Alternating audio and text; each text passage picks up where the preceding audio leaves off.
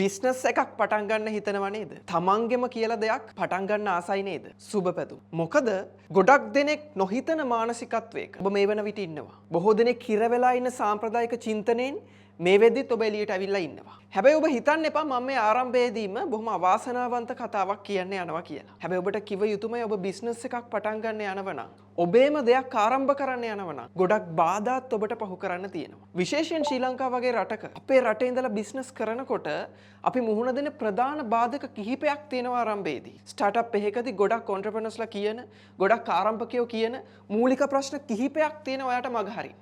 මේ ප්‍රශ්න ටික හඳුනගෙන ආරම්භයට ගියොත් එහෙම ඔයාට ලොකු ගමනක් යන්න පුළුවන්. ප්‍රශ්න නොදැන ඔය අඩිය තිබ්බොත් එහෙම ඉස්සරහට එන ප්‍රශ්න වලට මුහුණ දෙන්නේ කොහොමද කියලා ඔයාට අවබෝධයක් නැති වෙන්නත් පුළුවන්. මොනවද මේ ප්‍රශ්න? මොනවද මේ ගැටලු? මේ ගැටලු සම්බන්ධව කතා කරද්දී වර්තමානයේ වෙනකොට බොහොමයක් දෙනෙක්ට ස්ටාර්ට්අප් එකකදී ආරම්භයකදී තියෙන මූලිකම ගැටලු ටික තමයි පළවෙනි ප්‍රශ්නේ ප්‍රාග්ධන ප්‍රශ්නේ. කොහොමද බිස්නස් එකකට සල්ලි හොයාගන්නේ? කොහොමද කැපිටල් එක හදාගන්නේ කියන එක සම්බන්ධව පැහැදිලි ප්‍රශ්නයක් තියෙනවා. දෙවෙනි ප්‍රශ්නේ සමාජ ප්‍රතිරෝධය. ගෙදරින් සමහර විට ඒකට පොඩි බැරල් එකක් එන්න පුළුවන්. සමාජයෙන් සමහර විට පොඩි බලපෑමක් එන්න පුළුවන්. යාළුවන්ගෙන් හිත මිත්‍රාදීන්ගෙන් සමහර විට බාධාවක් එන්න පුළුවන්. සමාජ ප්‍රතිරෝධයක් තියෙනවා. වෙනස් කෙනෙක් නිසා ඔයා බිස්නස් එකක් පටන් ගන්න යනකොටම පළවෙනි බාධාව ගෙදරින් එන්න පටන් ගන්නවා. සමාජ ප්‍රතිරෝධය. තුන්වෙනි බාධාව තමයි වැදගත්ම එක. අදහසක් හරියට නොමැති වීම. අනේ මට බිස්නස් අයිඩියා එකක් දෙන්න කියලා අර ගොඩක් කට්ටිය කියන තැනකටපත් වෙලා තියෙන්නේ මේ අදහස් හිඟේ නිසා.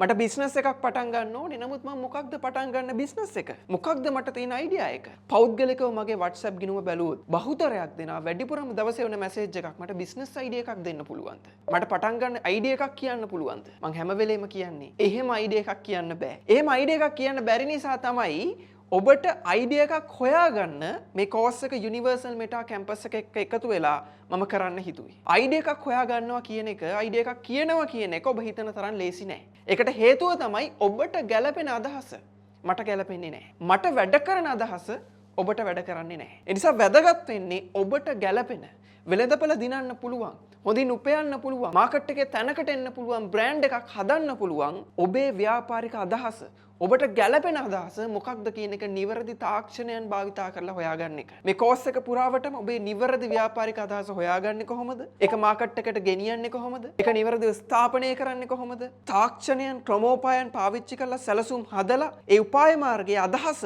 ඉහළම තැන වෙනකන් රැගෙන යන්නේ කොහොමද කියන සියල්ල මේ කෝස් එක ඇතුලේ මම සාකච්ඡා කරන්න බලාපොරොත්තු වෙනවා. ඔබ මේ සම්පූර්ණ කාල සීමාව වැය කරන්න ලෑස්ති වෙලා ඉන්නේ. ඔබේ බිස්නස් එකේ ආරම්භයේ ඉඳලම මේක හොඳ තැනකට මෙහෙයවන්න අවශ්‍ය කරන පදනම් හදාගන්න. ඒ නිසා කිසිම ලෙසන් එකක් මග හැරවා ගන්නේ නැතුව, කිසිම තප්පරයක්වත් මග හැරවා ගන්නේ නැතුව බිස්නස් අයිඩියා එකක් හරියට ජෙනරේට් කරන්නේ කොහොමද? ඒක හරහා මාකට් එක වින් කරන්නේ කොහොමද කියන මේ පාඨමාලාව නරඹන්න කියන ආරාධනාව ආරම්භයේදීම අරගෙන එනවා.